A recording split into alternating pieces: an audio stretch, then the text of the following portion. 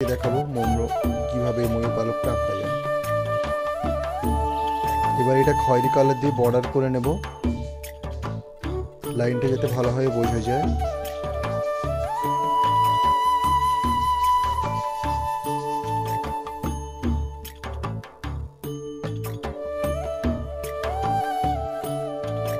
সরু একটা লাইন টেনে নেব, ময়ূর পালকের যে নিচের স্টিকটা রয়েছে ওটা করলাম।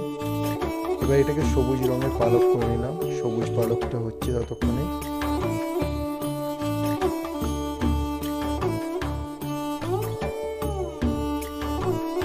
এরপর আমার হলুদ কালার দেবো।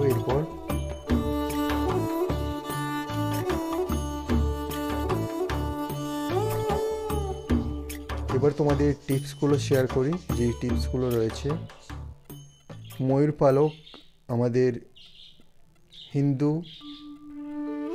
সমাজের কাছে খুবই একটি গুরুত্বপূর্ণ বিষয়। শুধু হিন্দু নয়, মুসলিমরাও এটাকে স্বীকার করে এবং খ্রিস্টানরাও স্বীকার করে। এক কথা বলা যেতে পারে সব ধর্মের মানুষের কাছে ময়ূর পালক খুবই গুরুত্বপূর্ণ বিষয়। এই ময়ূর পালক দিয়ে আমরা অনেক কিছুই কাজ করতে পারি। অনেকে বলে থাকি যে যাদের পড়ায় মন বসে না, তাদের বলবো তোমাদের পড়ার ঘরে ময়ূর পালকটা রেখো, তাহলে দেখবে অনেকটাই মন বসবে।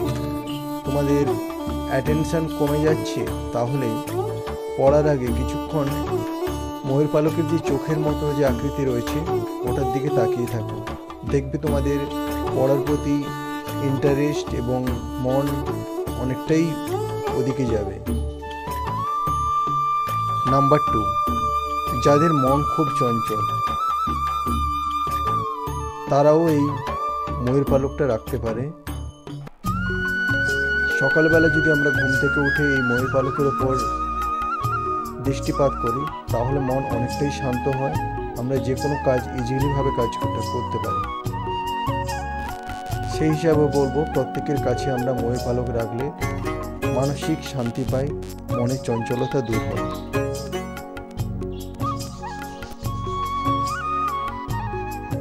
যাদের মানসিক দুর্বল, খুব মানসিক শক্তি ভীষণ দুর্বল, তারা যদি ময়ূর পালক রেখে কোনো কাজ করে বা ময়ূর পালক সাথে রেখে চলে, তাদের মানসিক শক্তি অনেকটাই বৃদ্ধি পায়।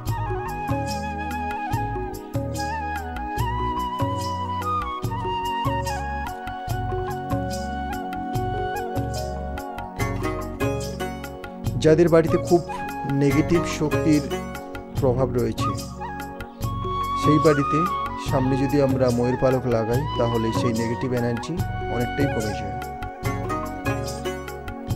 যারা গাড়িতে খুব অ্যাক্সিডেন্ট করে, রাস্তাঘাটে অ্যাক্সিডেন্ট করে, তারা গাড়িতে যদি ময়ূর পালক লাগায়, তাহলে অ্যাক্সিডেন্টটা অনেকটাই কমে যায়।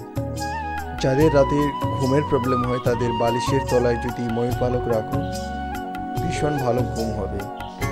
যাদের ব্যবসা খুব ভালো চলছে না, তাদের ব্যবসার জায়গাতে ময়ূর পালক যদি রাখো, তাহলে ব্যবসা খুব ভালোই চলবে। যারা প্রেমে প্রবলেম হচ্ছে, তাদের ভালোবাসার মানুষকে ময়ূর পালক উপহার করো, তাহলে দেখবে ভালোবাসাটা অনেক জমে উঠবে। এই ছিল আমার আজকের টিপস। ভিডিওটা দেখার জন্য অসংখ্য ধন্যবাদ। ভিডিওটা লাইক করো, শেয়ার করো আর সাবস্ক্রাইব করো।